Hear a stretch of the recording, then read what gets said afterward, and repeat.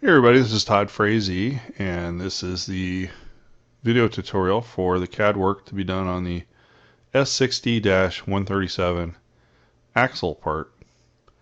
Now this is the first part you're going to do. It has an external thread on it. So it's somewhat cosmetic for modeling purposes, because in the cam side we're actually going to suppress the cosmetic thread and use the software to determine the actual correct size. And in fact, SolidWorks gives you a warning about that. And we're going to model this. It's a revolved part, and we're going to make the threaded features as the last features so that they can be suppressed when we get to that stage.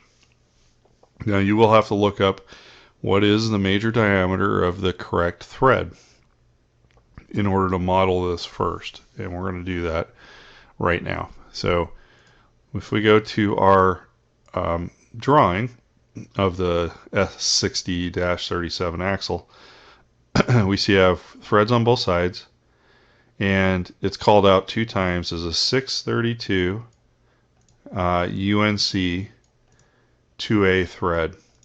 So the way this works is there's 2 of them, one on each side. It's a series 6 thread diameter with a 32 threads per inch pitch with the Unified National Core system. And the tolerance class is 2, and the A means it's external thread. So we need to look that up in the machinery's handbook and figure out what the major diameter of an external 632 thread is in the UNC system. Okay, so in Canvas, I have put on the references page, General Resources, you have a copy of the older edition of the Machinery's Handbook. But for this, it won't really matter because it's this has not changed. Okay, it may take a little time to load. It's thousands of pages. Okay. So what do we want? We want threads, fasteners, thread and threading, thread screw system. So it looks like we need to go to page 1802. We come to page 1823, and we have the standard series selected combinations, unified screw threads. So we've got a 632 United National Course, and we have the 2A series, which is the 2 stands for the tolerance. So it's a little bit tighter tolerance for the 2A. And what we're looking for is the major diameter of an external thread. So this part of the chart's external, the major diameter. If we take that over from 632 2A, the maximum of the major diameter is 0.1372, and the minimum, the tolerance, is 0.312. Actually, we're going to shoot for the center of the tolerance on those 2 numbers. 0.1372,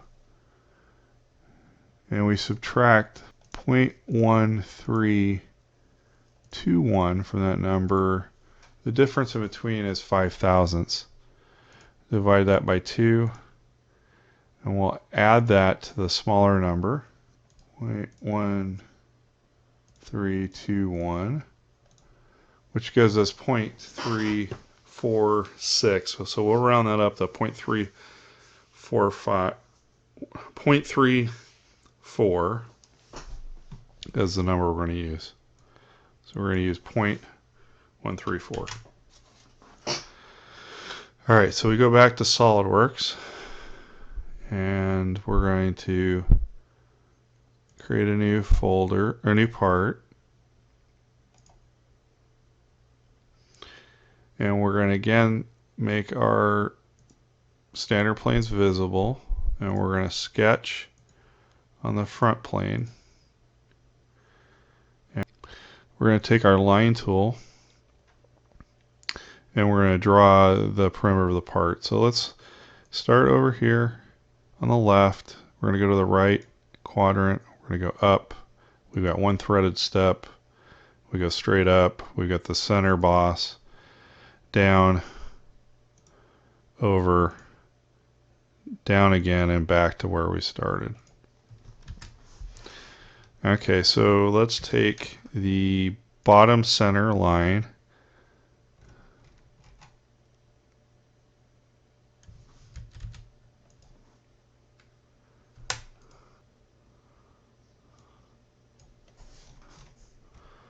Okay, we should get a gray center line.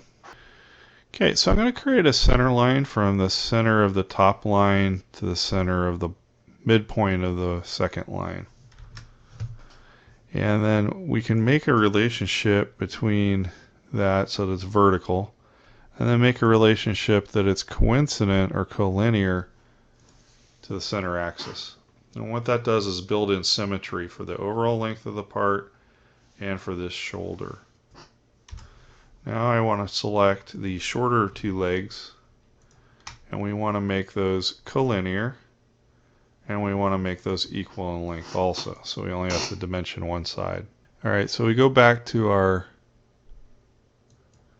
calculator, and we've got 0.134 is our dimension here. And where we want to dimension off diameter, so let's put a center line here on origin. Make sure it's connected to it. And we're going to dimension to the outside angle to the center line and drag out, and that gives us our diameter, which is going to be 0.134 from our research. And then we are going to do the same thing with this outside diameter to the center line, which according to our drawing is 0.87 to 0.89, so we're going to put 0.88 is the number in SolidWorks. 0.188. And we've got our two diameters established. Now we need to establish the overall length and the length of the shoulder. So if we are to select one of the lines, turn on the dimension tool, select one of the lines, we are going to make that shoulder 200 thousandths long.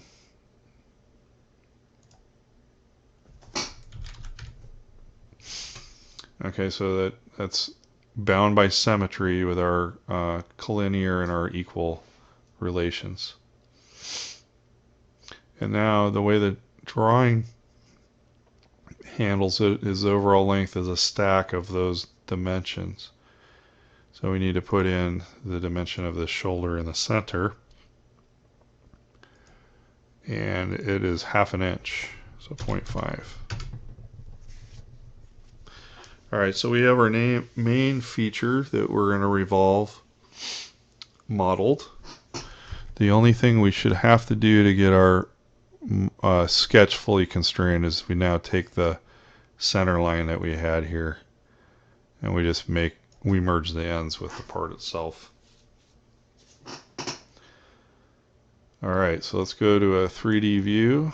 We're going to exit the sketch. We got our sketch there, it's highlighted. We're going to go to features, and we're going to do a revolve base.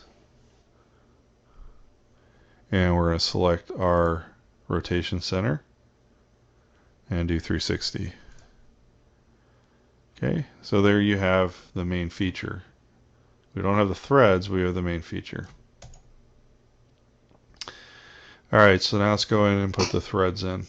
We're going to hide our planes. Okay, so any thread we want a standard lead in. So before we go forward with the thread, we want to put a little chamfer on these two ends.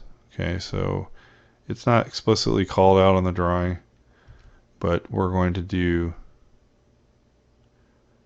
a model fillet. So you go to fillet, pick the down arrow, change it to chamfer.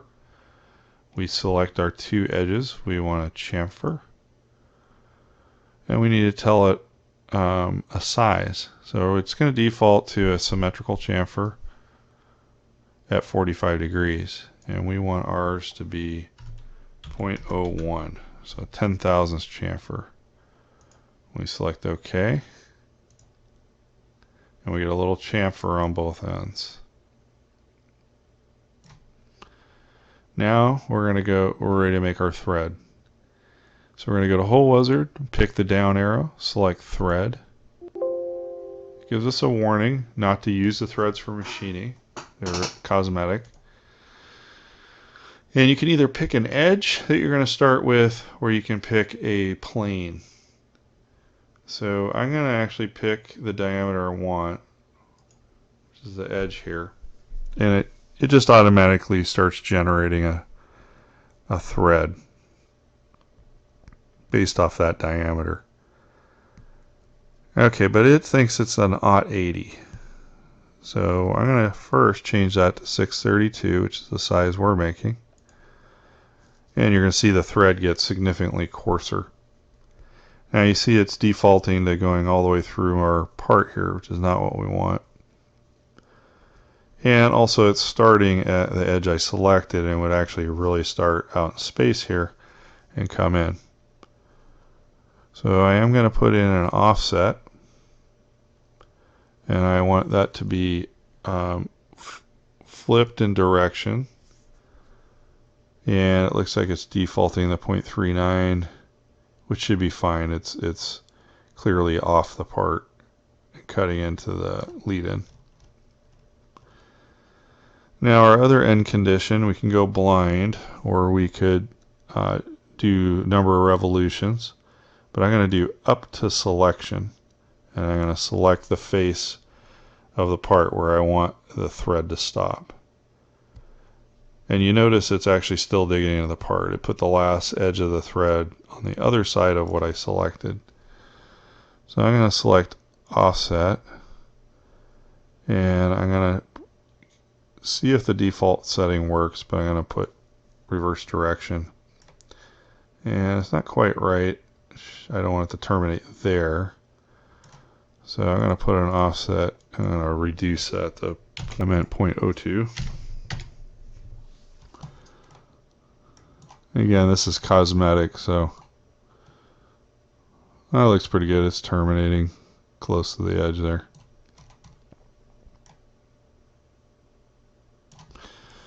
Alright, so we're going to accept those parameters. And we now have a cosmetic thread on one end of our shaft. We're going to repeat this on the other side. We can't mirror it because it's has an orientation of the thread. So it'll be just practice. Okay, again, we're going to go to Hole Wizard. We're going to thread. We're going to accept the default warning. We're going to select the larger the diameters on the chamfer is our edge. We're going to offset it in the opposite direction at the default. And then we're going to go up to our selection is going to be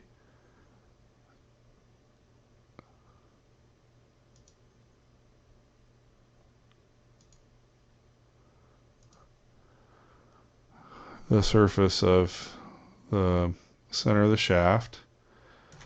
And then we also want to offset that end 0.02, but we're going to flip the orientation, that way it doesn't gouge into the part that doesn't have the thread.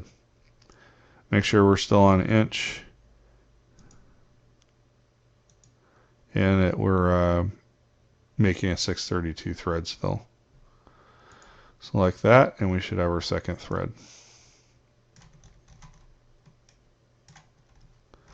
Okay, that, my friends, is the end of this tutorial for the Dash 137 axle part.